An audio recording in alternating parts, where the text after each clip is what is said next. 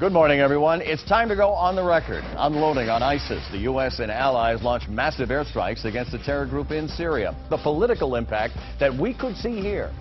A shakeup in the Baker campaign and a slip-up that led to apologies, the status of the governor's race, and the new efforts on each side to win. And his second battle for a seat in Congress, 6th District candidate Richard Tussey is our guest this morning. Here in the Massachusetts 6th Congressional District, new options for Congress. We asked the voters what they think.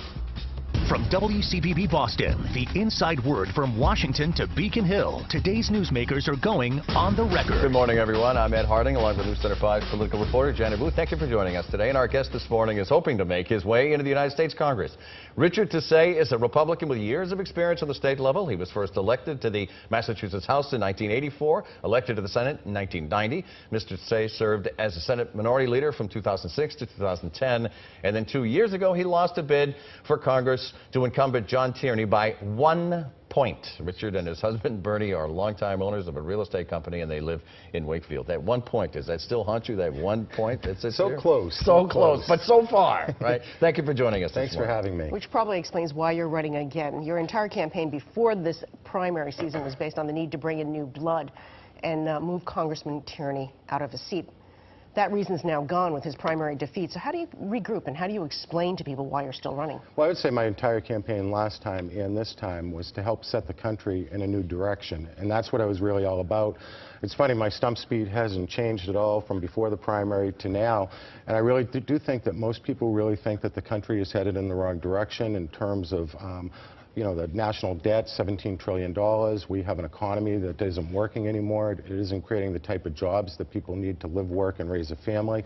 In the district, the middle class is falling backwards rather than forwards. And the policies in Washington, you know, just aren't working for people. And we have a totally dysfunctional government. Those are the same things that I'm running on right now, and I'm getting a great response from people. However, the last time you also were pointing out Tierney's voting record, you were pointing out problems with his family. Those issues are off the table now. All his negatives. You know what? This is going to be a very competitive seat. It's an open seat right now. And the question before voters is who can do the most for the people of this district and the people of the state. And I think I can make a pretty good case that I have the experience, having been a legislator before. I own a small business. I have my finger on the pulse of what's going on in the economy.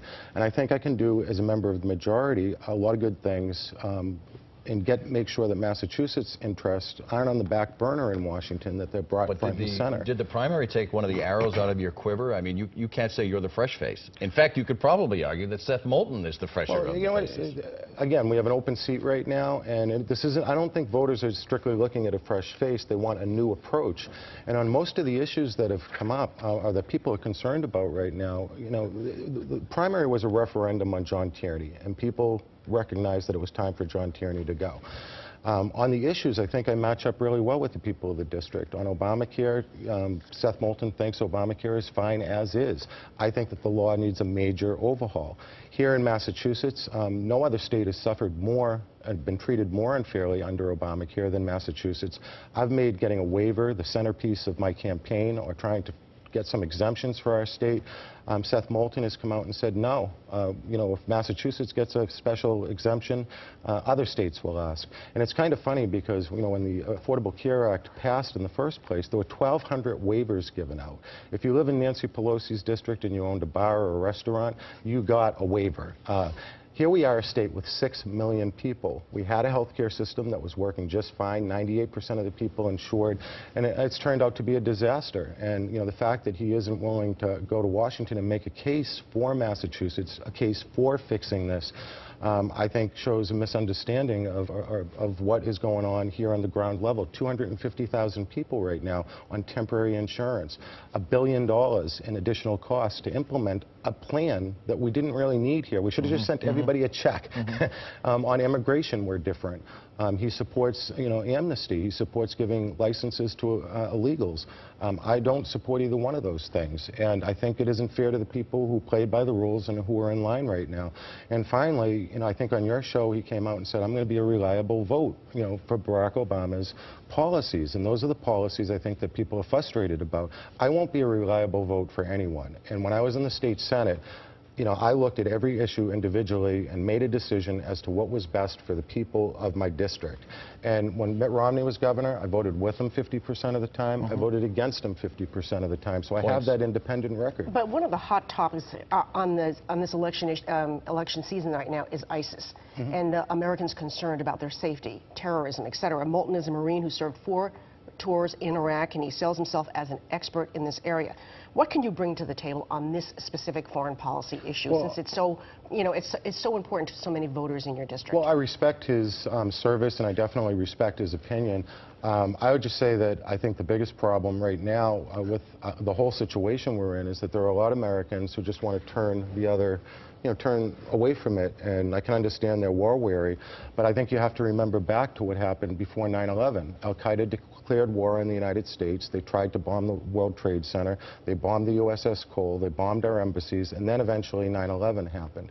Here we have a situation where ISIS has declared war on the United States, and you know, they're a lot bigger threat than Al-Qaeda ever was at the time. And I think that I support, you know, I don't think you should have politics involved here. I support the president.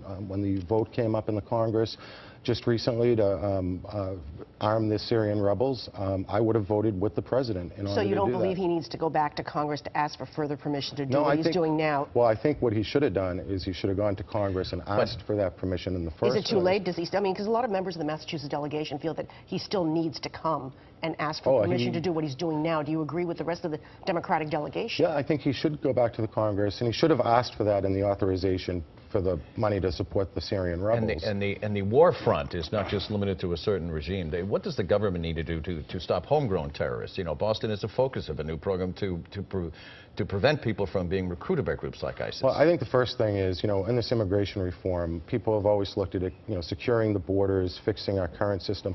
That has nothing to do with immigration at this point. I think most Americans realize that we have, you know, securing the border is a national security issue right now.